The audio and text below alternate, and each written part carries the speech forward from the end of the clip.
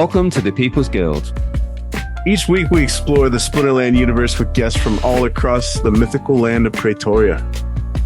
Join us on our journey as we discuss the evolution of the game, the strategy, the lore, and the exciting path that lies ahead. To support the People's Guild, make sure you subscribe, rate, and review wherever you get your podcasts, and also check us out on PeakD, YouTube, and Twitter.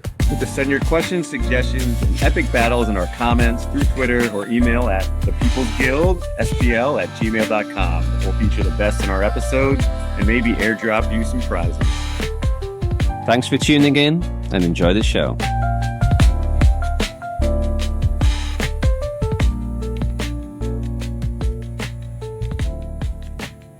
Welcome back to the People's Guild. Another week, another episode, another great guest we got for the first time in the calendar year of 2025. Yabapmatt, welcome back to the People's Guild, man. Always good to see you. Yeah, thank you. When you said the first time there, I didn't know you were going with the 2025. I was like, it's not the first time. But yes, it is the you're first a time seasoned this vet year. at this point, man. Yeah, so it's great. It's great to be back here.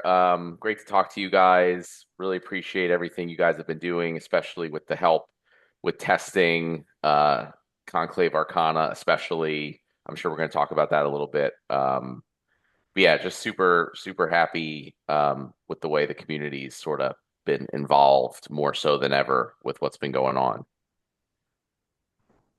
It's a fun time to be here, Matt. You know, I think, you know, I got here February 2022, so I just had my 3-year Praetorian anniversary. Congrats. Yeah. I shared with you privately a couple of days ago kind of how I ultimately celebrated that. I'm very close to hitting 1 million SPS. We'll see what SPS does here in the coming weeks. I may end up burning a whole bunch of it to ape into to Conclave Arcana. But yeah, but before we talk about the now and present, I want to quickly acknowledge Matt. You know, this last town hall, we just hung out with you guys for a couple of hours. I guess it was about a week ago now.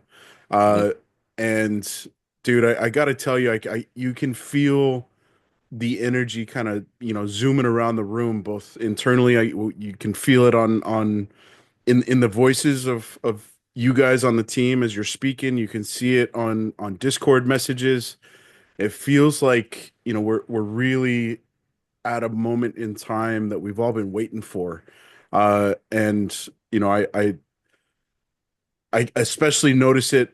And I hope this doesn't embarrass you, Matt, but you know, I see a lot of smiling from you, and you know, a little bit joking around. And dude, I got to tell you, it's so much fun to see that energy starting from the top, and it's 100% contagious, and it's just a really fun time to be here. And yeah, I just wanted to quickly call that out and see if you had anything to add, any thoughts there. Yeah, I appreciate that. I mean, it's very different. And I feel like a lot of it, it just comes down to like our team being able to deliver. I just felt like for so long, it was always like, oh, we want to have validators live, you know, by the end of the year. And we, you know, we're doing this. And then just like problem after problem came up, all sorts of issues. Nothing got done in those time frames. And it was tough. You know, the community was unhappy. Internally, we were unhappy. It was difficult. And sort of, I guess you said, like, you know, we last talked maybe like 6 months ago or so. That's kind of like we put all this stuff out. Like there was 6 or so major projects that we were like, we're gonna do over the next 6 months or so. And I was worried because so many times we say those type of things and it just doesn't happen. And we really knocked like all of them out. And not only did all of them get done, they got released. It was smooth. They worked well. The community liked them. Like it's just like win after win after win. And it's exciting. It's a whole different ball game than, you know, missing deadlines, stuff not getting done, there being all sorts of problems, people being upset. Yeah, it's hard to be positive when that's happening. But then when you're delivering, when things are going well, when people start to get excited and happy, like that just just builds on itself. As we're talking through this, uh, something that Dave, I don't remember when he said it, but he said it a few times since. But he talked about the concept of turning hope into confidence, and it feels like, I had never really thought about confidence coming, stemming from hope coming into fruition and growing into, promises delivered and delivered with polish, as you say, and coming out smoothly. But that's exactly what's happened, man. Like it feels like, uh, we talked about all these big projects, Conclave Arcana, validators, yada yada. You go down the list, and it's not like any of these things are, like a quick weekend job. These were big undertakings from you and the development team, and here we are, middle of April, and knock on wood, we haven't had a hitch in our giddy up yet. Like we're full steam ahead, and it feels like we're just getting started. I think about what do of course, Conclave Arcana is kind of the crowning jewel on all of those projects that you talked about. That number one, that's the primary revenue source for the business at this point. But on the flip side, I kind of think of it as that's really just the starting point of the next era of what's to come. And that prospect gets me really excited. I was talking to a couple of guys, and Jimmy included, about SPS, and how we kind of saw this sort of cycle with SPS and Splinterlands, leading up to Rebellion. We had Land 1.5, I think, come out like Thanksgiving. Rebellion came out maybe 2 weeks later, and SPS went on a nice little run, and then it slowly trickled down, and then of course we kind of bottomed out last summer. uh but at this point, I kind of feel like I would be really shocked if we ever see a penny again. um Yeah, how are you thinking about that? And maybe that's a lot of pressure, but I certainly feel like you guys have rewritten the script in terms of what is our modus operandi moving forward. You guys it feels like you guys have found your groove, and you guys are well oiled, and at this point you got a team of solid veterans that work well together, clearly. And yeah, that's just my take. How are you perceiving things? Yeah, I mean, I look at it the same, like you said, with what happened with Rebellion and how SPS had a big run up. And it really all comes down to, are people putting money into the ecosystem, right? This is all that's the whole thing at the end of the day. A lot of people talk about, oh, we can do all these different things and liquidity pools and all this stuff that can help, and those things, aren't bad, and they might help short term. Um, but like overall, the way I think of this is very simple. It's like I want people to enjoy this product and then put money into it. Like that's it, right? There's only so much you can do with like moving tokens around different ways. If people aren't putting money into the project, the value of things is not going to go up. And it's taken a long time, but the system is designed so that all of the money coming into the project pretty much goes directly to the SPS token.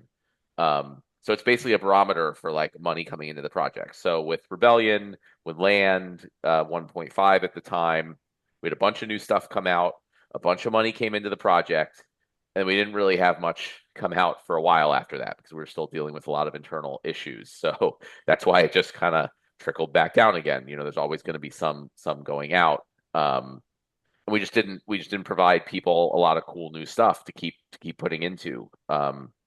So that's what's more exciting to me now, is that it's not just like, oh, we just have this one new set and that's it. So like money's going to come in, it's going to be the same thing. We just talked about like how the team is just really gelling, really delivering quickly. So the goal is, after Conclave, we keep releasing cool new stuff on a regular basis, right? So hopefully there's always more things. There's always interesting things. We're going to keep hopefully push, not just starting marketing. It's not just like we're doing a marketing campaign and that's that. I mean, unless it like really doesn't go well, but the hope and the expectation is that we'll find some marketing channels that work and we'll double down on those. So we hope to start having a stream of new people coming in. We've done a lot of work on the experience for the people coming in. So instead of just, here we put out a bunch of stuff, and then it's nothing for a year. We hope to put out a bunch of really cool stuff and then just keep building on that, keep putting out more stuff for our existing players, keep getting a stream of new players coming in. So it just keeps going rather than trickles back down. So that's the whole plan in a nutshell, really. Yeah, I think that was part of the missing link too. It wasn't that you guys weren't putting out anything cool or enough cool stuff. It was, I think we were missing, that missing link of the new players too. And It was a we little of both. Like a I little don't think bit. we did enough. We were having it was difficult internally for a lot of reasons. Yeah, the skeleton crew, man. Also, with less and less, and you guys have Yeah, have learned to obviously learn to operate incredibly but efficiently it's with interesting because small when people. we have a lot fewer people now, but we're executing faster, right? So at some point you get like the people that are left, the people that are still here are the ones that are just like die hard for this, right? They're the people that aren't leaving, even if there's salary cuts or things don't look great, right? So look great and then like, maybe the company's going to go under or whatever. They're not just like, hey, I'm getting out. They're like, we're here for the long haul. We love this. We want to do this. You know what I mean? So it's like, yeah, I don't know. We And we have we have fewer people, but executing faster. I'd say one passionate employee is probably worth three, four, maybe even five just indifferent employees, honestly, from personal experience. 100%, and that's the lesson I've taken out of this. There's a lot of when we brought Blaze on, there's some people that were like, "Oh, well, he doesn't have that much experience, he's not like whatever." I was like, I don't care because the dude really, really wants to do this. He just works all the time. He's about this 100%. And so like he'll figure it out, right? Yeah, and it He fits won't like a just glove. leave. You might hire someone super expensive that has a ton of experience, really impressive resume, but like if things aren't going well or whatever, like they're just out. It's not like their passion. Yeah, and obviously, you mentioned Blaze, he fits like a glove, and then we of course have to mention Dave McCoy, who, I mean, I couldn't think of a more passionate person to take, to step into get an official role with the company. The guy spends a remarkable amount of time on Splinterlands before he was part of the team, just as part of his life. And him stepping in just seems like, how do you feel for that? I mean, okay, it's been 6 weeks. You've had a lot of weight lifted off your shoulders, I'd imagine, with some of what he does. He's taken a lot of your load. How's that feeling right now? Yeah, Six that's weeks. the biggest thing for me personally, right? All this other stuff is like good for the business, it's great for the product and players. I mean, obviously Dave is good for all those things too, but it's helped me personally more than probably anything else we've done. And there was just like, we've always needed that. We needed like someone to really run the business. I've mentioned many times it is not my forte or my expertise. I don't like doing it. I don't want to do it. I'm not the best at it. I've done what I could, and it's been very stressful. But typically those type of people are very expensive. We don't have the funds for it. Um, it takes a long time to get them ramped up, understanding what we're doing and all this stuff. And so I just kind of thought it wasn't really going to happen, at least not for a while. And then Dave suggested this, and I was skeptical. It's sort of like a too good to be true type of thing. I was like, well, I don't know. We'll see. Like, so we went ahead with it. And so far he's just like knocked it out of the park in that he's come in and he was just like, Matt, give me all the stuff you don't want to deal with or you can't deal with or whatever it is. Just give it to me and I'll figure it out. And that's pretty much what's happened. I mean, it's still, it's still a transition period. So I didn't like literally just say, go do everything. And I'm not involved. I would like to get to that point. Um, but yeah, a lot of things, whatever it is, internal issues, tax problems, legal things, like whatever. I've just been, if not just completely giving it to him, just at least including him, getting involved on calls and emails. And he like kind of just makes sure, takes it over, makes sure things are happening. So I think that's really helped. Uh, it's really helped me. And then the teams, I've heard from some of the team members. I know you. It like we we've been executing really fast and gelling, but there's all kinds of internal struggles between team members, and it's also because everyone's so passionate, right? So everyone has different ideas of how they want things to work and how things should go, and there's a lot of arguing and back and forth, and sometimes people's feelings get hurt. I'm not always the best at diffusing all of that or dealing with all that. So Dave has really come in and just helped set up. Like, he's talked to everyone individually when he started to see, what their feelings were, what issues they were having, any of that stuff. And he's just come in and like gotten everyone on track, settled disputes. It's been great. Man, we've called it out a number of times, and I feel like you're speaking to it from a little bit of a different perspective, looking internally and at the culture of the team, which obviously we haven't had the pleasure of being granted that perspective. But I think Dave has a really unique knack for diplomacy, and his ability to make everybody feel, and I don't say feel superficially, like Dave legitimately will give as much time to the biggest whales in the community as a brand new player with a $10 account. And no opinion is too small for Dave to spend time understanding and sympathizing with and thinking through, okay, how do I try and tick boxes for everybody involved, whether it's the $10 account or the $1 million account.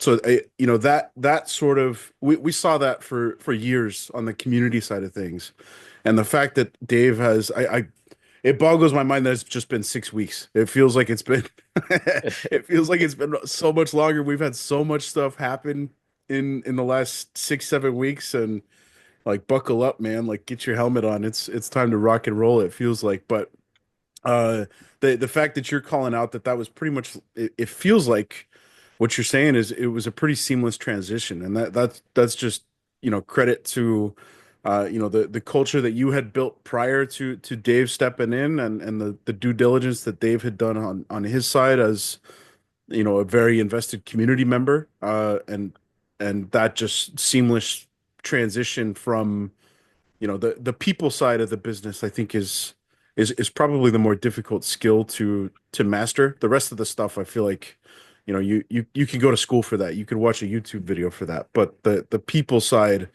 that's a really valuable intangible in my mind. And I feel like Dave, knowing Dave pretty well personally, I feel like he brings that in spades. And I'm glad that it's putting the team. It was sort of the type of thing I didn't know I needed, but like, not just dealing with people internally, but like communicating with the community is it's a difficult and stressful thing for me often, when there's issues or whatever, people are unhappy about things, it's tough for me. So obviously he's well suited for that. And those type of things have been, I think, the biggest, because yeah, we could hire someone that can handle tax issues and internal whatever of running a business. It's great that he does those things too, but what you can't really just randomly hire someone to come in. You can't just bring someone in and have them be able to deal with our community from day one. So it's like, he's only started 6 weeks ago, but he's been here for 7 years. So so yeah, everyone on the team pretty much already knew Dave. He's been talking to him for years. Everyone in the community already knows Dave. So yeah, it was pretty seamless. He knows everything. He knows more about our product than most of the people in the company. So it's like, it could take a brand new person years to literally to get to the point where Dave is. So, and you got to be ready to take punches. Yeah, Christmas Miracle is what I thought. Too good to be true. Christmas Miracle, even though I don't think it was Christmas, but it also brings to mind when Agro was talking about designing his business card character, and it was like, I want this big, brutal orc who's just got the crap beat out of him, and arrows sticking out of him, and he's bruised and he's bloody. It's like, when you're jumping in front of the community like that, you're gonna be taking the punches. Even if you don't do anything wrong, you're gonna be taking all the brunt of everything. You get the credit when things go well, and you get all the crap when things don't, fault or not. So it's a tough spot to willingly walk into for sure. Yeah. And I've been on the front lines of that for a while, and it's like taking a toll on me. Um, so I've definitely needed to get out of that as much as Mhm. possible. So like I said, yeah, and I didn't think it was gonna realistically happen, at least not for a long time. So this has been great for me personally. Well, shit, Nice. man. Yeah. I'm really happy for you, Matt. It shows. You're the energy is infectious, and like I said, when you can hop on a town hall and you see the CEO smiling from ear to ear and cracking jokes and laughing at dumb comments from Discord, like that's a very positive and encouraging litmus test for what is the state of the community right now. And I think everybody's feeling good. It's like I said, it's a fun time to be here.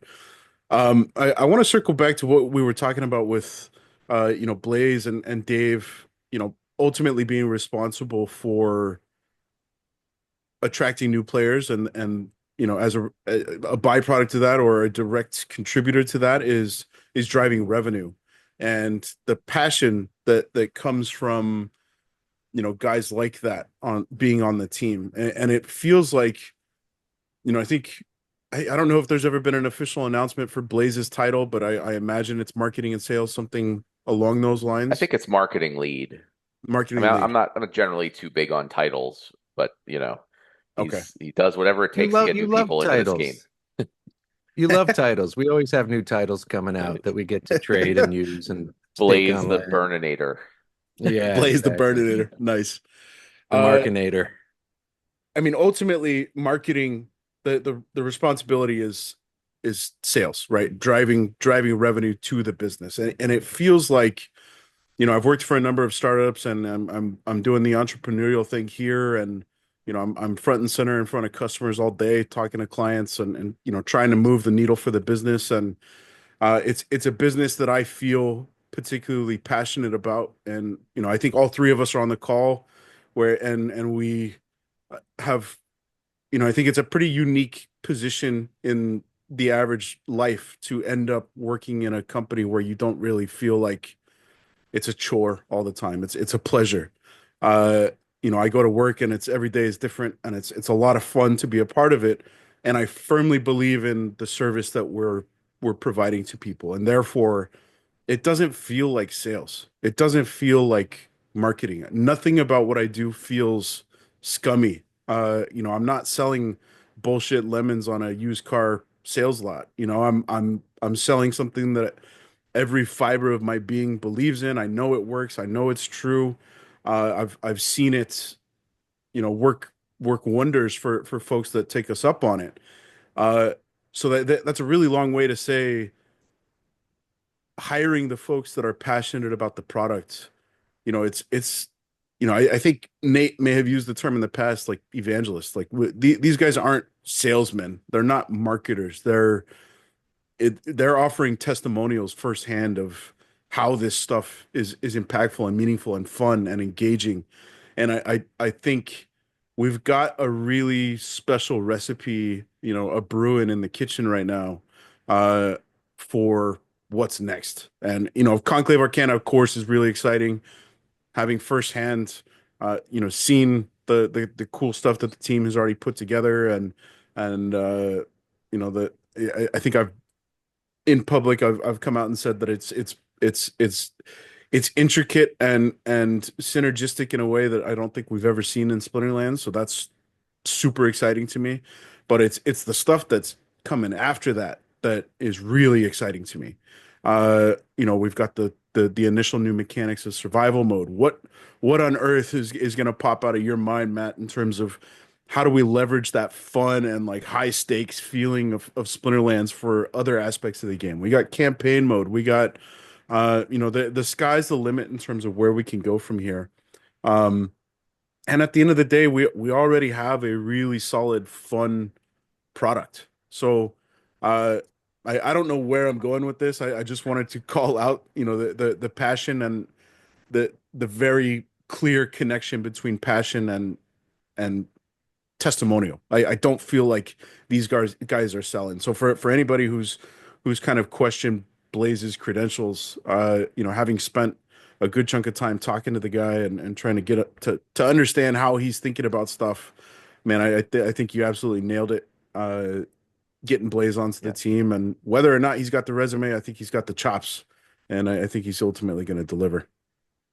Yeah, I do too, and I agree with what you said. Like I look at it, there's like the sleazy kind of sales and marketing is all around sort of tricking people into using psychological tricks or whatever to get them to do things that they might not otherwise do, versus uh what we're doing, and other products do is like really we just want to tell people about what we have, right?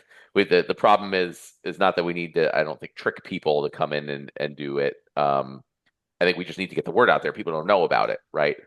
Or people don't understand what it is, or what's behind it. So that's the goal, really. It's get the word out. Make sure everybody knows. Everyone has a chance to check it out and make their own decision. And there's two parts of it. The one is getting eyeballs in here, to just come on the site and check it out. What is Splinterlands?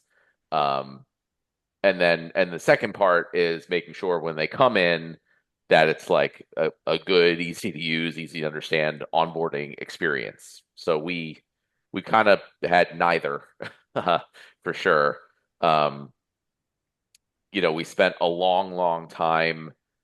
Like one of the things we did last year, which is why unfortunately we didn't get much new product out for people to buy, is because we rebuilt the entire website, like for like every single page in the entire game website from scratch, to like completely modernize the code so it could be mobile friendly and all that stuff, make it easier to develop on. So like a lot of that work that was just behind the scenes, it took a really long time, is now done, and we can leverage it. So yeah, Blaze's main thing is like, let's get a bunch of eyeballs on the game, people coming to the website, and then all the stuff we've been doing, with the free to play thing, the campaign mode, the new foundation set, the better mobile experience, all this stuff is all just to make sure those people that come in have the best possible experience and hopefully end up becoming, our next crazed fans. How's that foundation set coming? How are you feeling about that? Um, no, it's coming great. I mean, it's all designed, and it's not like something like Conclave Arcana where, we need a lot of play testing, or it's important that it's this really, like great set. I mean, the idea is really around, making it's a weaker set. So we basically designed a normal set of cards with like typical stats. They have a lot fewer abilities. I think that's easier for newer people to get. So the cards will have like one ability, at level one. There's a lot with no abilities, and they maybe get like one more. And then so we just designed, but like a normal set with normal stats, and then we just increase the mana cost in every card by 2. Right. So it's just very easy way, to make it like clearly worse. And then a lot of it was also designed around the like tutorial campaign. So you come in and you have very specifically set up battles where it tells you you get the card, right? So it says like, okay, you get this card, for coming in and signing up, and then use it in this battle, and it teaches you what that card does, right? And so we make sure it's like very curated. The battles will go exactly as we plan. And then after you win the battle, it's like, congratulations, here's 2 new cards that you get, you use them in the next battle, etc. So it's really designed for that like experience to take people through. It's not just like a quick tutorial and then throw you into ranked battles. It takes you through battle by battle. It teaches you one specific thing at a time. You can replay them, whatever, and then you're getting these cards, and you'll get, and then you'll get packs, as you get further in. So you're opening packs, you're combining cards, and then once you go into ranked play, you'll have these foundation cards that are worse than the other cards, but you might have them at higher level at that point, right? They're easy to get. You can just buy them with Glint pretty cheap in the shop. So you'll be able to just play for free and learn the game and like level up your cards. So if you get them to a higher level, they should be able to compete with, the Conclave Arcana or Rebellion cards. And then the hope is that, you'll hit a wall at some point just using those cheap foundation cards, and then hopefully people are having fun and they're pretty invested by that point. It's like, okay, it's time to get some of Get the more real cards. cards. Yeah. Yeah. Nice. Well, since you're jumping back in, we always knew that game design and economy design was your passion. You had to force hiatus for a year, and you put some people in place to take those responsibilities on. Are you planning on, or are you currently are you jumping back into something as a top priority like land or the new card set, or are you going to be kind of dabbling in everything moving forward?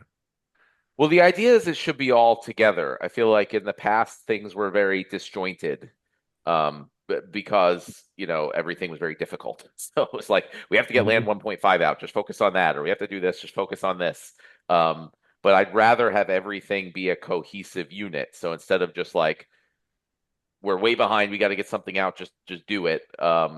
It's more like let's think of the entire game, right? So it's new players, and there's campaign mode, and then campaign modes for campaign chapters or whatever we're going to call them for existing players. So the like PvE experience and boss fights. But we don't just want to do that, right?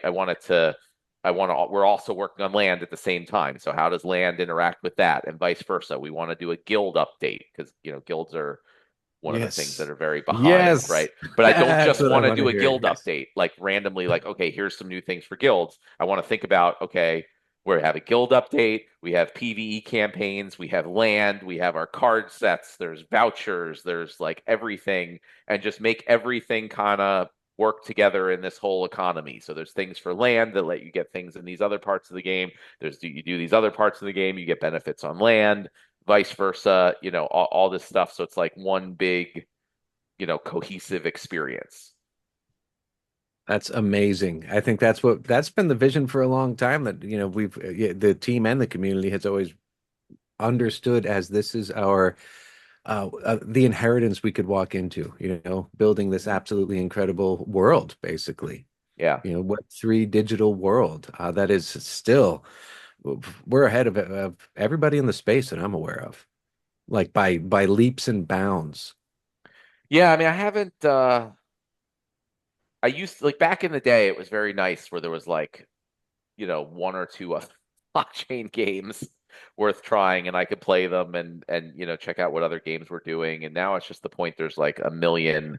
I definitely can't check them all, but all the ones I've seen they lack depth, right? Very much lack depth. It's typically the crypto or the NFTs is very superficial, just like kind of bolted on there. A lot of AI artwork that all kind of looks similar.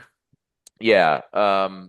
And I've also seen a lot of them shutting down. I feel like over the last few months or 6 months or so, it's been a surprising number that have shut down. And some people have asked, like, oh, will Splinterlands, be in danger of shutting down or whatever? Obviously not if things go well with the Conclave Arcana. But even without that, like most of the other games in the space, it's typically like a VC funded project, right? So at some point, VCs that have money in the project just say, it's not working out, cut the cord.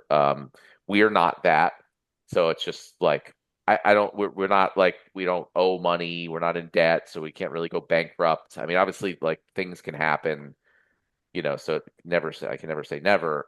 But like generally, even if things go bad, like we just have this core group of people here, myself included, that are just going to keep doing this. You know what I mean? Like Dave's not going to leave, even if we can't pay him much. It's like there's a lot of people where like no matter what happens, they're just going to keep doing this and making it happen one way or another. So we'll just last. And I think the proof is in the pudding. That's part of why we survived as long as we have. The community, the dedication of the team, dedication of the community. and the creation of the DAO. It's all been in all three entities have worked together to keep this thing going, where everyone else, so many others have failed, as you point out. That's the biggest thing that I like struggle to communicate, I feel like. And especially to like newer people or just like people in the ecosystem that don't know about Splinterlands is also like how community and player focused we are, because it's my vision. Like it was never let's build this game so we can make a ton of money and have a big exit for a company, Yeah. that was like it. That's what's really different about this, and it's very different, especially all the VC backed games. Like they're all about like how much revenue is the company getting, what's the valuation, how can we sell it to someone, etc. But my whole thing from the beginning was like, yeah, and the NFTs and the ownership of assets is cool, but I want the players, I want this to be the first player owned game, the whole game, the whole thing, right? And so that's why validators were such a big deal. Because until then we were sort of paying lip service to it in a lot of ways. But now it's real. Like there's this token. It is 100% owned and operated by the community, by the players, and we are less of like the controlling. The company doesn't really control everything anymore. We're just a participant in the ecosystem alongside the player base. And it's just, I still see a lot of players that play Splinterlands don't really understand when they say things like, "Oh, there's another money grab by the company." Like, no, we don't get the money. It goes to you. It goes to the players, right? If the player base doesn't want XYZ to cost money, then it doesn't cost money, right? So some we saw that kind of recently. We're still, going back and forth about this, but like whether we have repair costs and things for mage wagons. It's like a lot of people are like, well, we don't want to pay for this and whatever. I'm like, okay, it's your game. You know it. All the money that would be paid is either burned or goes to the DAO anyway, so it goes to you, the players. But if you don't want to do that, then we don't do that, right? And it's just so different. And it's so cool. And I, one of the things I hope we can do is get that message across to people and really get them. It's just so vastly different, I think, than anything people have ever seen or experienced. That even if they play it and they hear me talk about it and whatever, like it still just doesn't sink in. Yeah, you might as well be speaking a foreign language, man. Uh, we something that just crossed my mind as you guys were talking through, reflecting on the last 7 years and a lot of the other competitors in the Web3 gaming space closing their doors. There was a good period of time where I felt like our our tenure in the Web3 space creeping up. I think at the time I started thinking about this, we were, 5.5 years old, 6 years old. And I kind of felt like that was going to be our not our downfall, but it was going to be a major hindrance in our ability to get in front of new people. At this point, I've completely turned the page on that, and I feel like that's such a huge silver lining to what we're doing, because it's absolutely credit to everything that you're talking about. We're not VC backed. We're not looking to, for a big exit for Matt to ride off into the sunset and buy some big villa in Tulum or whatever. Uh, it feels like it's such a grassroots, organic, naturally passionate, driven community project, DAO team. And here we are on the cusp of 7 years next month, right? That is a massive achievement in this stuff. And you might as well, in the traditional world, that's like a 50-year celebration, right? 7 years in Web3 startup tech Like dog space, years. It's like dog years. blockchain. Yeah, it's dog years. Seriously. So it's a massive, massive achievement. And I feel like for anything that I thought that our status as kind of dinosaur in the Web3 gaming space was going to be a hindrance for us, I have completely flipped the script, and now I feel like it's a boon. Like that's we see all these other projects coming online, and they're still trying to figure out, we see a lot of this stuff with Soulkeep. Not to throw those guys under the bus, but we've got the battle scars from all the stuff that they're dealing with now. And you guys have learned, and you guys have implemented, and put fixes in, and we're years ahead of a lot of the newcomers, and I think that's going to ultimately reap massive dividends for us in terms of our ability to attract and retain new players down the track. So there's different groups too, like the people who are more, for like yield farming and quick profits, right? You always want to get into the brand new thing, and it's like, oh yeah, Splinterlands is, they missed that opportunity, and that's fine. I don't think that's what we want to go after.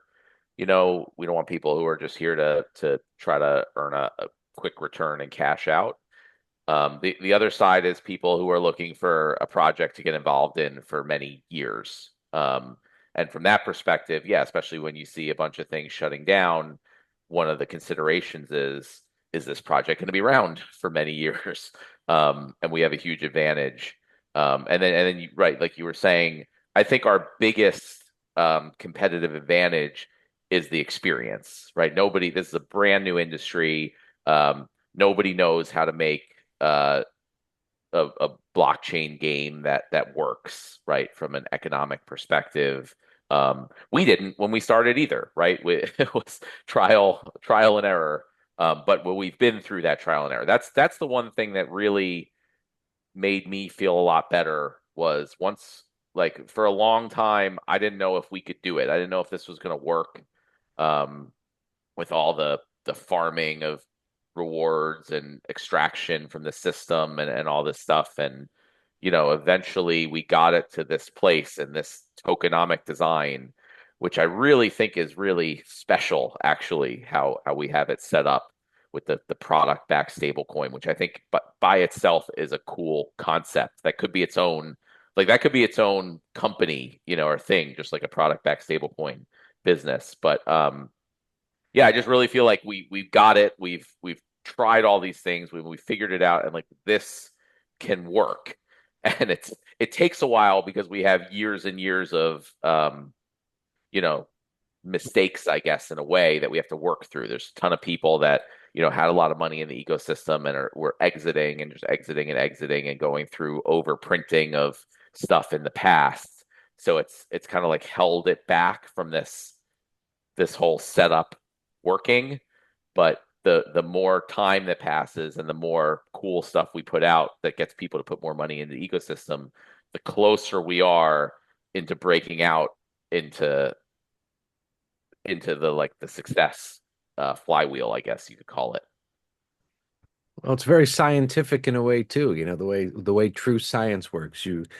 You come up with a theory of how something might work. You go through the logical steps of working things out, and then the only way to actually find out if it's going to work is like,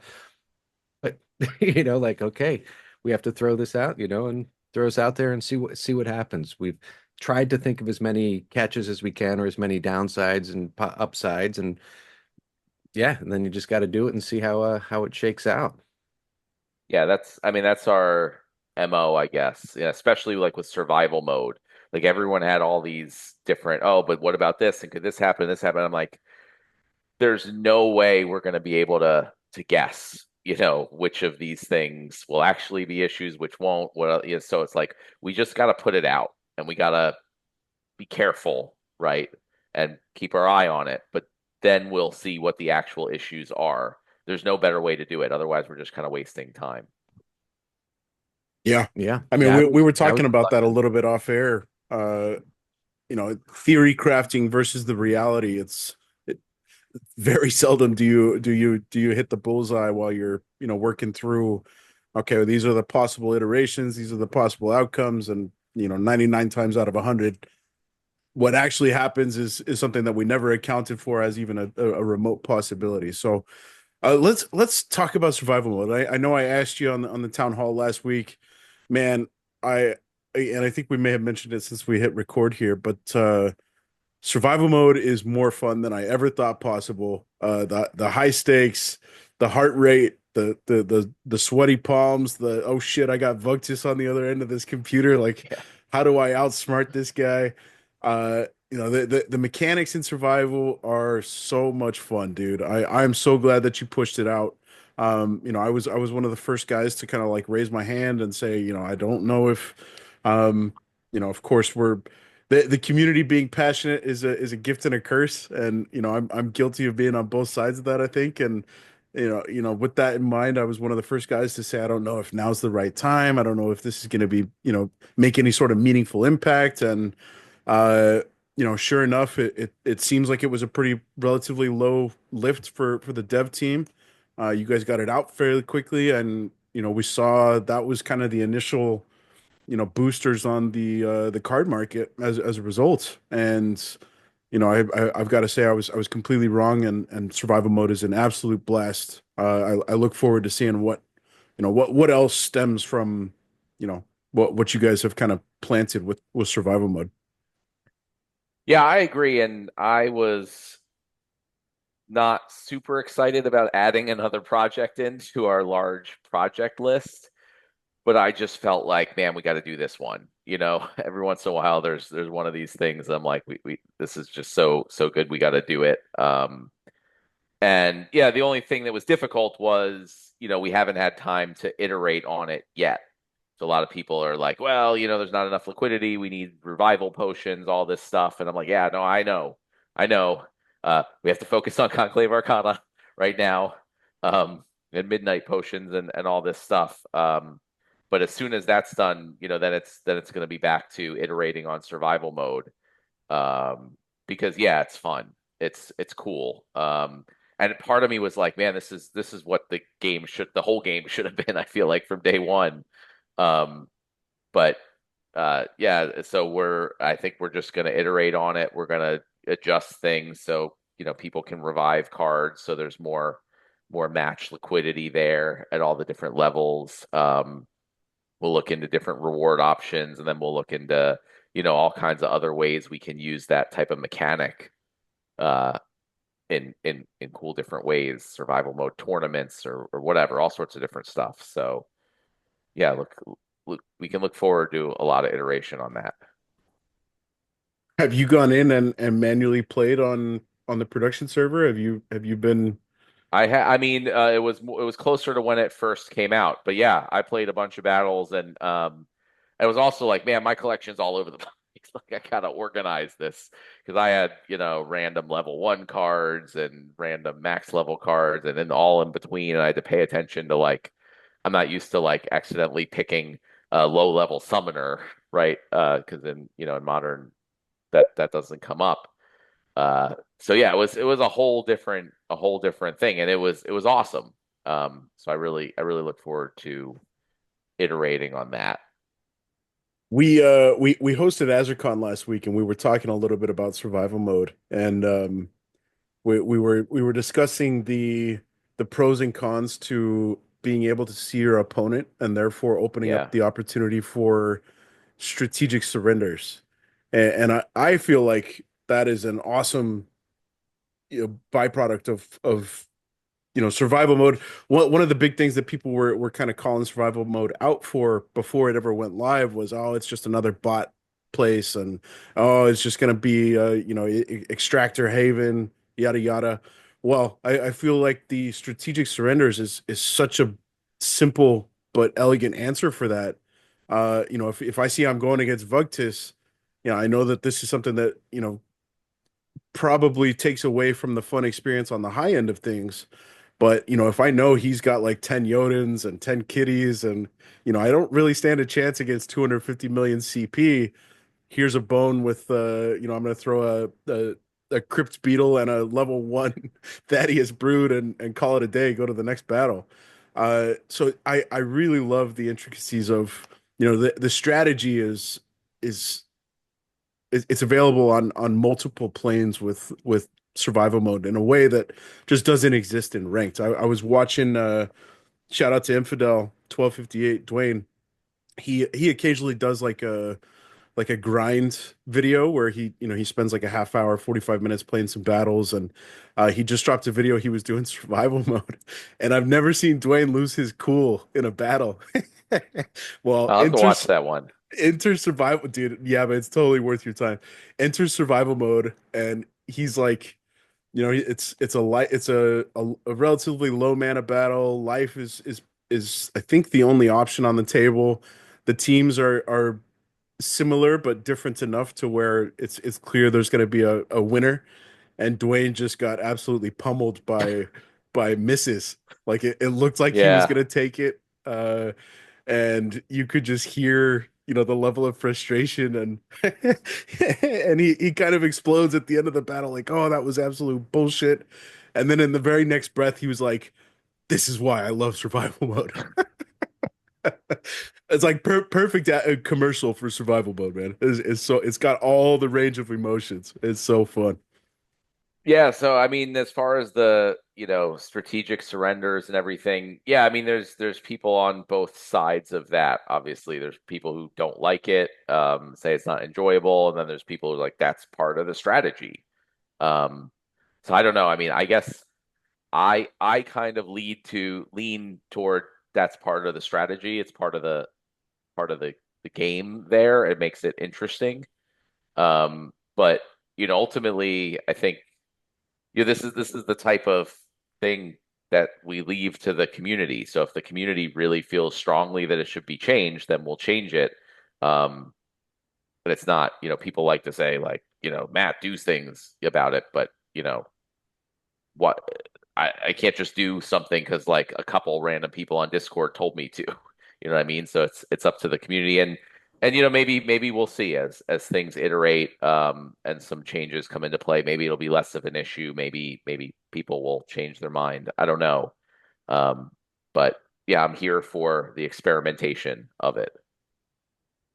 And correct me if I'm wrong, Matt, but the plan is for another 5 months ish for you guys to kind of tool around with ultimately what Yeah, I mean the survival mode plan looks we like. we put up like 5 or 6 months of SPS rewards ourselves total. I think we've done like two so far, so like 3 to 4 more months, which I think is plenty of time. We'll be kind of done with Conclave work within a month, so we'll be able to start iterating on it.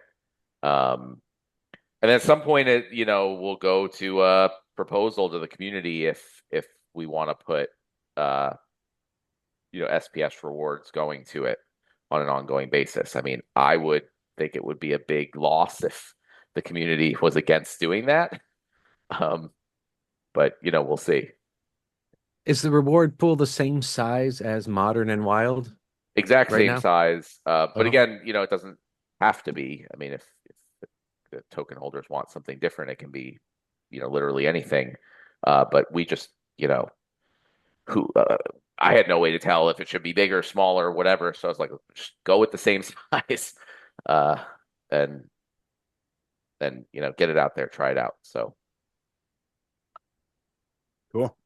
Yeah, I'm excited to see what comes out of survival mode. Like I said, the mechanic itself is what's really enticing and engaging. Obviously the rewards are fun, but it could be uh, other cards that are exclusive to survival mode, or yeah, I'm sure there's an interesting cross section between big survival players and land players. Maybe there's an opportunity there for some land-based rewards, or I feel like the more game modes we have, the more cross-pollination between modes in the ecosystem that we can kind of facilitate from a rewards perspective. So, um, yeah, I look forward to seeing what you guys ultimately come up with and put down in the proposal. yeah. I mean, I like all of that stuff, but I also like the SPS rewards because the whole idea of this, we talked about the player ownership of the game, is that you should own more the more you participate in the game, right? And the better you do in the game. So I like to have SPS rewards as sort of like the base rewards across everything, because it's like, I'm putting in, I'm spending my time, I'm playing, I got the assets, I'm doing better. Like the whole idea is then the more you do that, the more ownership you have of this game experience. Obviously, that may or may not happen. It's up to the token holders, but that's how I look at it. Like I'd love to do also land rewards and all sorts of other things that are really cool. But at the core, I just like that concept of you put time and money into the game, you get more ownership out as your reward. Another one of the big fears that was shared prior to Survival coming out was, I mentioned the extractor sentiment. I don't think I've heard that argument come up since Survival has come live. Like, I you haven't flip seen it through the either. leaderboard and it's your who's who of big asset holders in Splinterlands, and I know for a fact that those guys aren't selling. I'm somewhere low gold on the leaderboard, and even my my neighbors in gold, like those are all guys that I know, pretty much through Discord DM. uh these are my friends in the ecosystem. I know that they're not selling. Has there been any indication on your side that actually there's some legitimacy to that initial fear? No, not at all yet. And that's why I said to people I was like really hesitant to put in different mechanics to try to stop that until I saw if it was actually a problem. Like why restrict things until we see if they actually need to be restricted. Um, yeah, my thinking, which seems to be the case, is like the extraction before was because you could just basically for like a small one-time fee, like you get the spell book or whatever, you get all these soulbound cards and you could just play over and over and over. You know what I mean? And with it was you could exploit multiple accounts, right? Since there was a certain amount energy was the limiting factor, you could get unlimited energy by making unlimited accounts, right? So there was an exploit there, right? Um, Here there isn't the cards or the energy, so it doesn't matter if you have 1,000 accounts or one account. You just need the amount of cards. Um, so I didn't see a way. I didn't see or the same ways that extraction happened in the other formats. I didn't see that being a possibility here. And I know, people say, well, there are a lot of old bot accounts that have the soulbound cards and they can use them in survival mode. And I was like, yeah, but they don't have that many and they're low level. So maybe they can each play a couple of battles. How much can it's not like, in the other modes where they could just battle as much as any regular player with, a few level 1 cards. Like, yeah, they could run a whole bot army to play a few battles per count. Sure. They're kind of teeing themselves up to be liquidity bots at that point. Just Yeah, be which may punching not be bags, low level punching horrible. bags. Yeah, Yeah, so it's like it was a wait and see. Like if yeah, that it could still happen, right?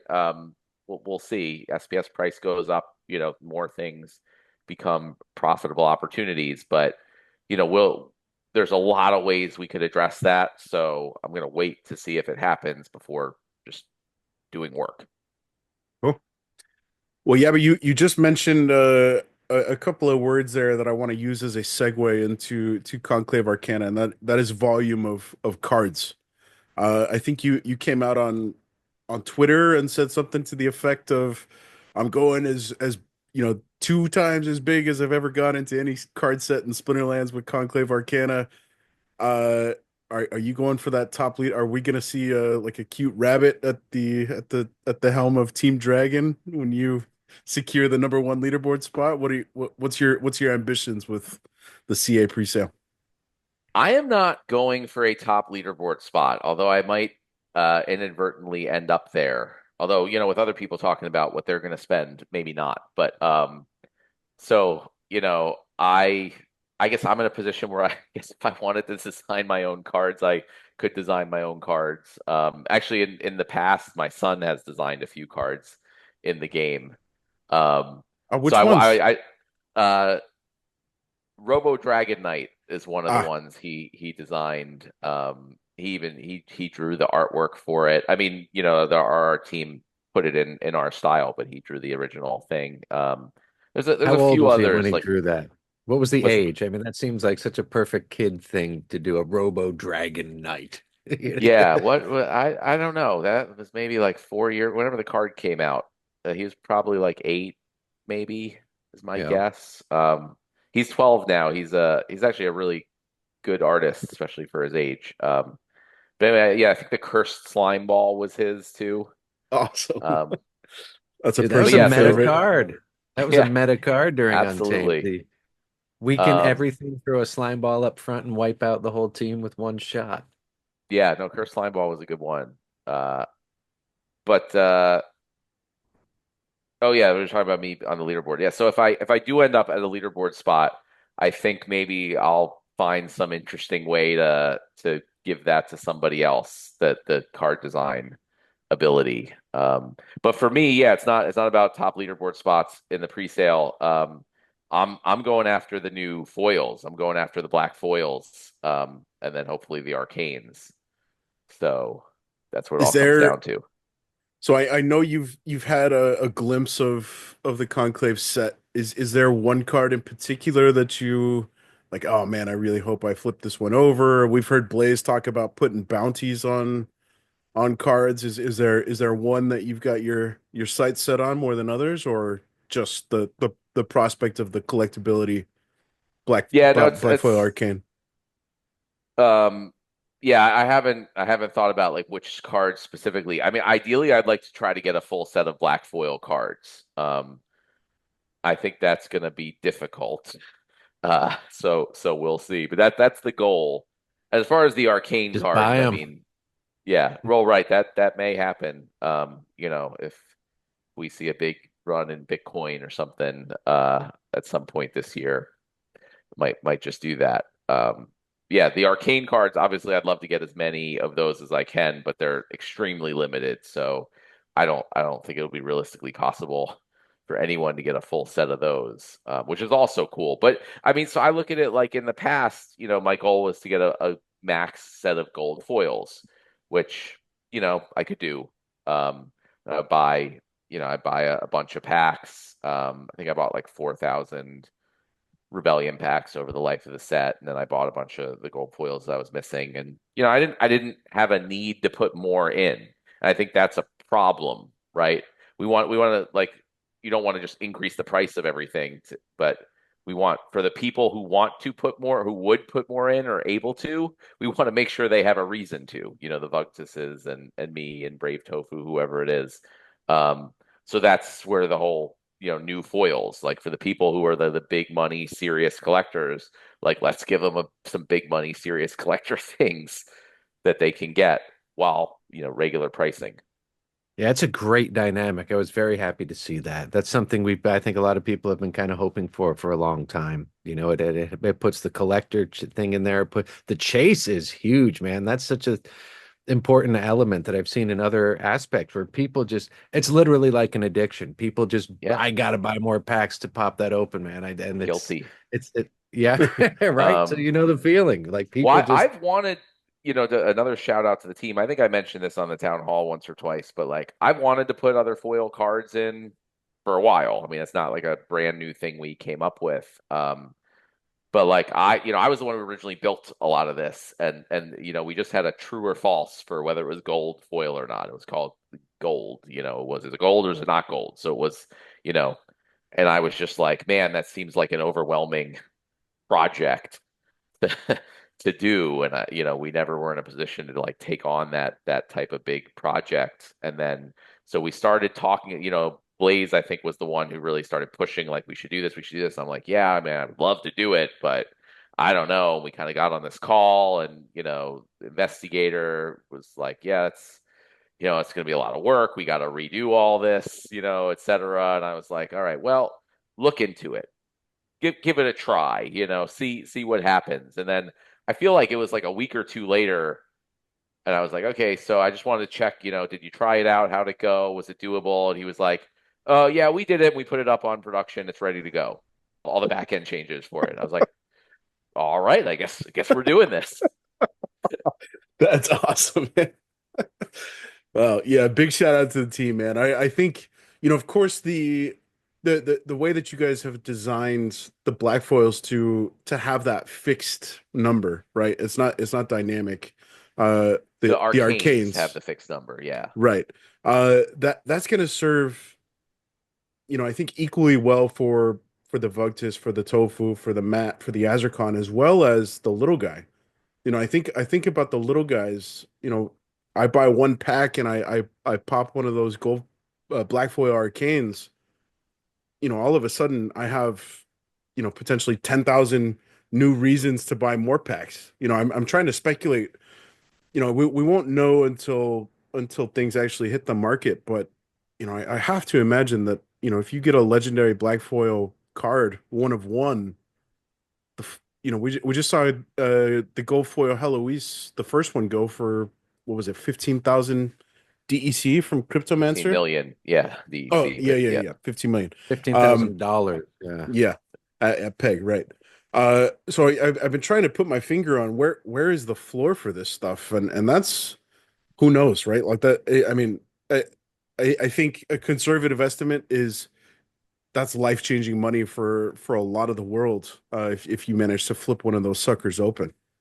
Yeah, Yeah. yeah, and I'm one of the people who might buy it. If Mhm. one's put for sale on the market, and I might have to fight with people. If people were Mhm. fighting over the five Heloise, the gold foil Heloise, the hollow for that amount of money, and there were definitely like people who didn't get one. What will it be like for the one of one black foil arcanes?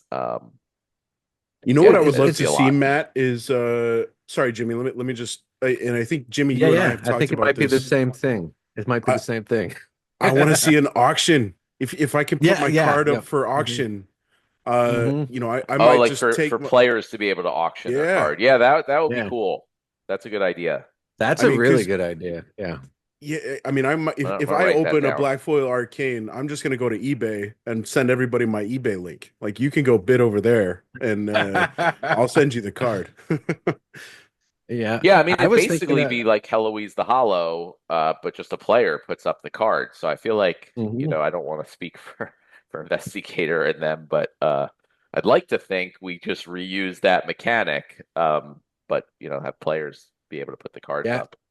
I was thinking like an actual bounty. Like if I like let's say Matt, you're looking for a specific black foil card and you're like, hey, if anyone flips this, I want, and you throw up, here's 10 million DEC in escrow. If someone flips this card, you can just give it to me right now and you'll get Like 10 the Peak million DEC. Monsters, has a bid system, I Yeah, think, yeah, where you can, Same yeah. idea. exactly. Like a Yeah. bid thing type thing. Yeah, Yep. that there's definitely been discussing like people being able to put out, offers for cards.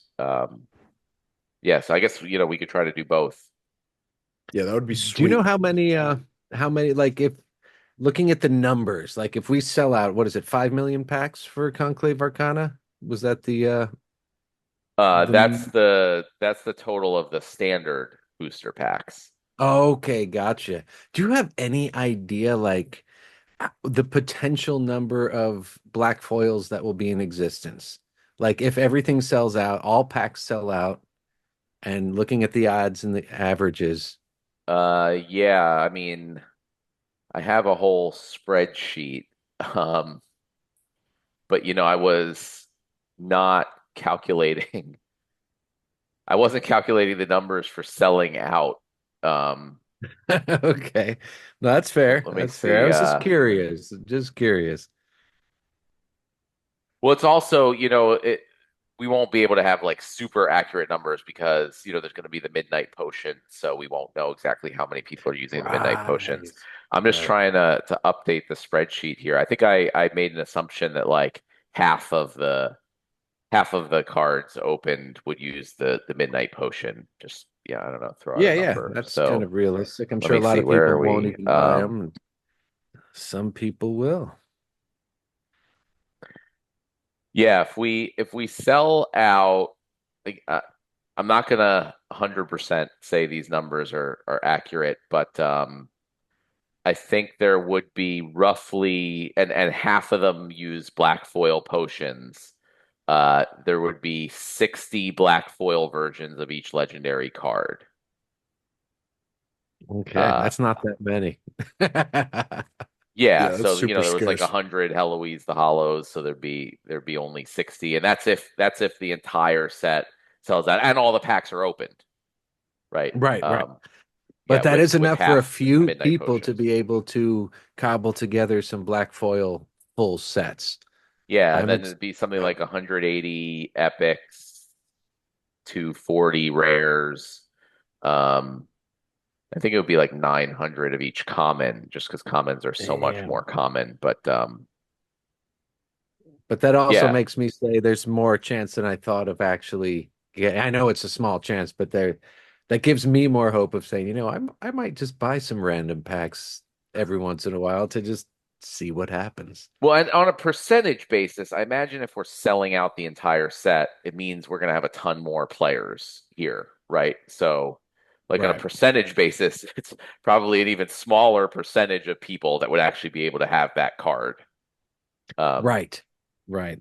And does the burn mechanic start on day one of the pack sale? So if we don't sell out the quota, so Yep. yeah, chances are we won't have those players in a few weeks. So some packs are gonna be burned on day one. I would have to make it Yeah, right. right. Exactly right. I don't expect we'll be selling all those packs. So yeah, I mean, it just seems,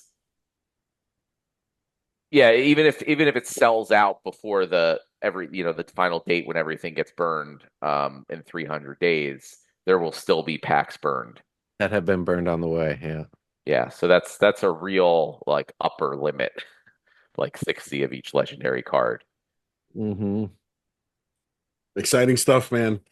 And I, shout out to the creative team. I love the building artwork for I forget what you guys called it, the Aura Lab. Aura Lab. Yep. Oh, And it the looks midnight potions look amazing. great. Yeah. Yeah.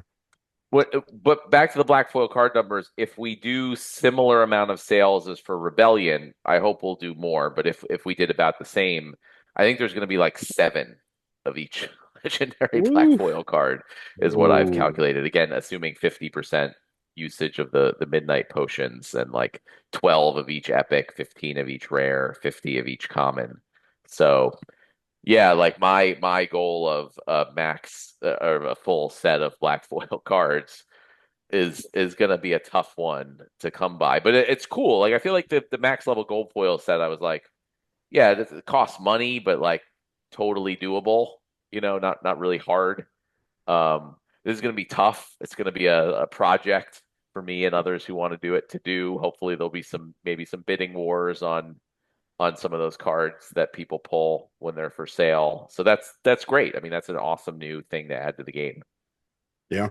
And I will say, man, I've seen, I think it was actually Cryptomancer who came out in Tavern and said something to the effect of I largely sat out on Rebellion. I'm going to be competing for a leaderboard spot on Conclave Arcana. So it feels like, there's been a lot of pieces that you guys have put into making Conclave Arcana different. And we've just talked about the foils, but obviously the variety and packs that you guys are making available, starter packs, alchemist packs, legendary packs, Yep. a revamped leaderboard, some guarantees tied to leaderboard position on the pre-sale, plus the raffle tickets. This whole new set sale from top to bottom has been completely revamped, and it's clearly working its magic. People are getting engaged, and we're still a week away. Yeah, I mean, I'm more excited than I've ever been for a set. Like I said, I'm definitely gonna put in, like I'm planning to put in at least double of what I've ever bought in the past for a set, and then I'm probably gonna end up doing a lot more as like I'm not gonna get, you know, anywhere close to a full set of black foils. So probably just gonna, it's like that thing that you get addicted and you keep going. But what you said about Rebellion and like Cryptomancer not having put in, like a lot of people were that way. And I had this in my mind when Rebellion launched. I was like, obviously, we're coming off of Chaos Legion, right? A lot of people were let down, and so a lot of people were like, "Well, I'm not going into Rebellion," right? And I was like, that's fine, that's okay, that's expected, that's good. And we were also like, I was very clear, we're not doing, we took away the bulk discounts. We're never doing any like big sales where you just buy Rebellion packs that you don't necessarily want in order to get other stuff, right? I think it was Crypto Eater also said to me, he's like, I'm not buying a bunch of Rebellion packs, and I was like, great, like only buy the Rebellion packs if you want the cards to play the game. That should be the reason you buy the packs, nothing else, right? Otherwise, if you just get all these packs you don't really want, you're going to dump them cheap, right? So my hope was that people who bought Rebellion packs actually wanted to play with the cards, so the value is going to go up, right? We saw with Alpha, Beta, Untamed, like once they sold out, the value went up, and then we had Chaos Legion that destroyed that. So my goal with Rebellion was to get that back, that like not that many people buy it, or just buy a bunch of extra ones. So that means there's not much supply. So when they sell out, the price goes up, and then it gets everyone back into being excited again for future sets. Like you're not going to want to miss out on this one. I'm glad I rolled the dice on Rebellion, man. I tried my best to max Rebellion as quickly out of the gate as possible.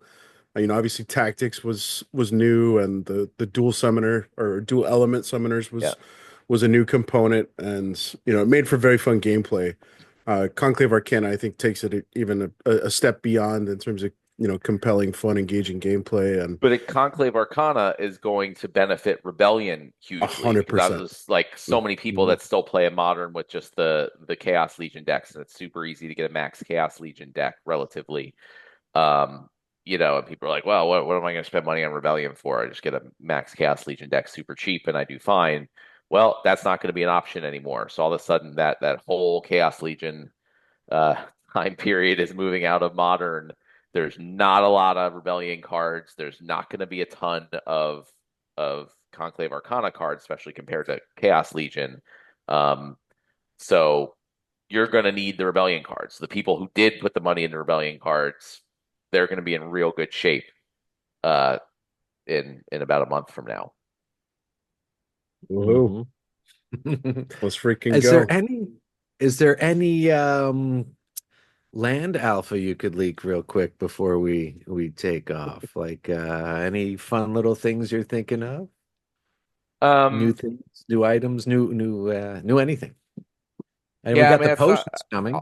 I'll talk about high level. I mean, what we're doing with the midnight potions, I think is going to hopefully be a blueprint for how we kind of plan to integrate land into the game. So, we have this idea of spending, research to get these permits to build a new work site to create some type of asset that's useful elsewhere in the game. And I think that's going to be kind of a model that we can use, and we can kind of put those out. It's not going to be a big project every time. So we can do that while we're working towards the rest of the 2.0 white paper. So I think we'll probably see something like that also for the revival potions for survival mode, and then possibly other things factored into the new guild updates, or maybe campaign mode or whatever. So keep doing your research on land, because it's not just going to be the permits for the Aura Labs. Like there's going to be just a whole bunch of things, so people will be able to choose, do I want to keep making midnight potions, or now maybe do I want to make, get some permits for revival potions or other new things. So it went from like this complete drought of any utility for a super, super long time to hopefully there's going to be like more things than most people can do. And you're going to have to sort of like pick and choose what you want to use your research and your plots for. That's good. The more That's tough good. decisions, the better. That's what I think. Yeah, and hopefully it'll drive again people to actually like buy the resources with DEC off the markets, because right now, most people are either trading the resources they get or just trying to be self-sufficient, which is fine. But at some point, hopefully there'll be a market for these items like revival potions and midnight potions and whatever else. They'll have a market price. People will be buying them. People who don't have land and want to open packs or whatever. So it might make sense for you if you have an Aura Lab. Maybe you don't produce enough stone or grain or whatever it is. You just go buy it off the market, and then you can turn around and sell your product, your midnight potions, and you make a profit. So it becomes a real end-to-end economy at that point. Yep. Yeah, I'm very excited to see that, and I'm very excited to see it implemented pre-Land 2.0. Yeah, I think it's Cryptomancer is amazing. really. I think he's like the time frame was like 3 weeks. Whoa, He nice. says he's on track. So That's it's awesome. definitely coming before the general launch then, huh? At It's least happening. I according to the mean, plan. we're shooting for the end of this month. I want it to be enough before the launch that people have time to make their midnight potions. I don't want Conclave Arcana to launch and people are like, I don't want to open my packs because I want to wait for the potions. I want them to be able to get the potions. We're probably also going to do like bonus production initially to make sure because the majority of packs are going to be opened right up front. So I want to make sure there's like extra midnight potions available, and then the production will decrease going forward. So there's not like a glut of them. So it'll probably be like a promotional thing, like the first 30 days or something. You get more aura or whatever it is. We're still figuring out the details. Cool. Well, Matt, we're pretty much at 90 minutes right on the nose, man. Kind of want to take this thing home looking outward and onward beyond Conclave Arcana. We've touched on some specific stuff that you guys want to kind of focus your sights on after when is the general sale? The 13th, May 15th, 13th. May 13th. 13th. Yeah. Okay, so that'll be the official end of all sites on Conclave Arcana internally, and you guys can start focusing elsewhere on some other cool stuff. Um, is there anything in particular kind of rounding out the rest of the year, rest of Q2, 3, 4 that you're really looking forward to sinking your teeth into, or are you just kind of taking it one step at a time and seeing where the wind blows? Yeah, I guess I mean we talked about most of them. There's survival mode, like I think is awesome. Love it. Can't wait to do more with it. So we're gonna do that. There's a guild overhaul. We really need that. I think there's so much cool stuff we can do with guilds that we haven't done. Obviously, land. I mean, I loved land since we first had the idea for it, which was like 5 years ago at this point. And now it's like finally it's going, it's happening, it's moving quickly. Like so really excited. We've talked about glamours for a while. That was the only one of our like main projects that we had to push back that we just weren't going to get out in time. But I still think just like glamour and cosmetics is going to be super cool to add to the game. So off the top of my head, those are like kind of the big projects. But I think in early May we're going to have a planning meeting with the whole team where everyone like we put all the ideas down and everyone kind of like votes on things they want to see and we kind of go this whole process of like what can we do, what do people want to do, and we'll plan out probably the rest of the year at that point. Awesome. Jimmy, anything else you want to get out there before we put an end to this No, episode? I mean, I think that's pretty much close to what I was saying.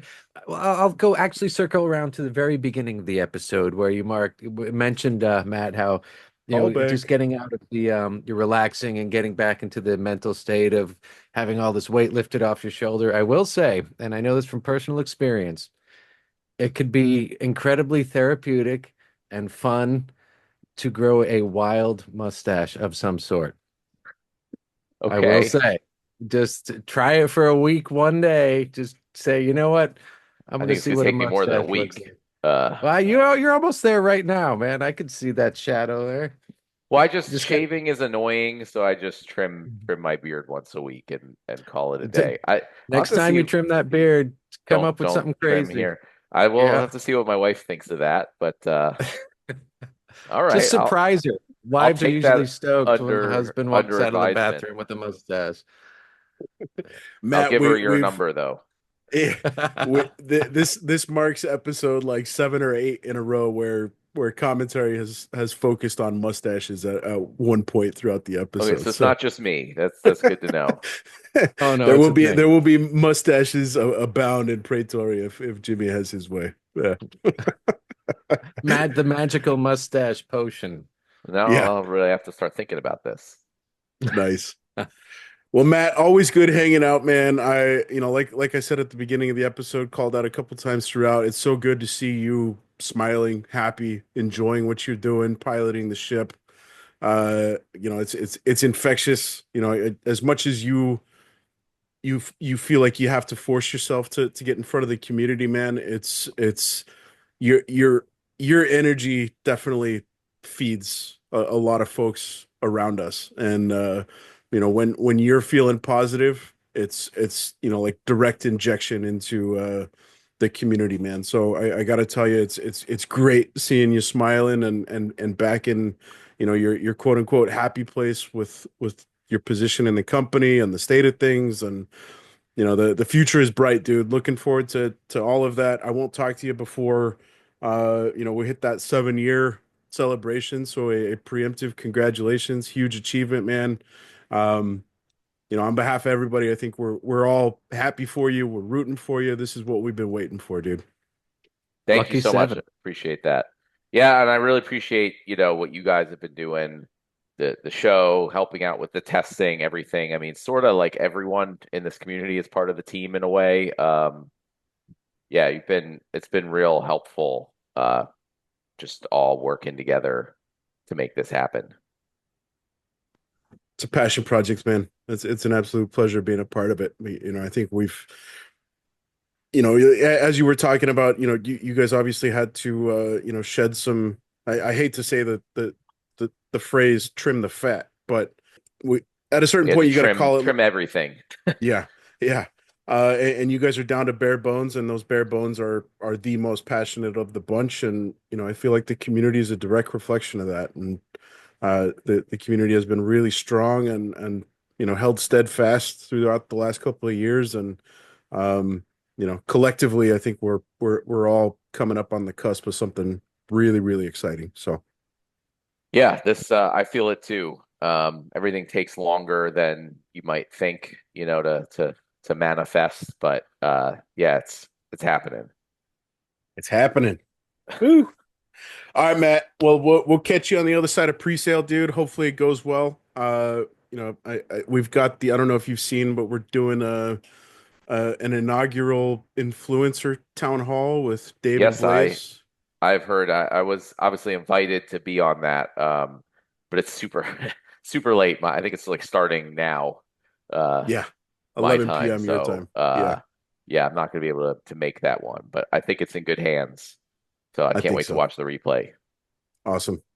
All right, man. Well, here's to a successful pre-sale. Looking forward. We'll all be watching the SPS ticker and where's DEC floating a peg, and exciting stuff over the next week and 4 weeks to follow. So, yeah, let's freaking go. Thank Cool. you. Burn Great that talking to you guys. SPS. I want to Burn see it that all. burn. Burn Burn it it all. all. Awesome. All right, everybody. Thanks for tuning in. Hopefully you enjoyed the show. We will catch you next week. You have been listening to The People's Guild. Welcome to the People's Guild. Splinterlands. Praetoria. For guests all across the mythical land of Praetoria, tune in. Come in. Welcome to the People's Guild.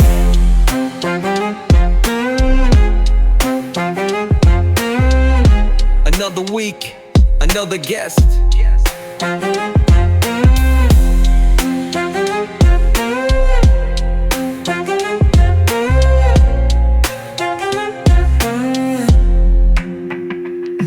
Praetoria. Praetoria. Tune in. Come in.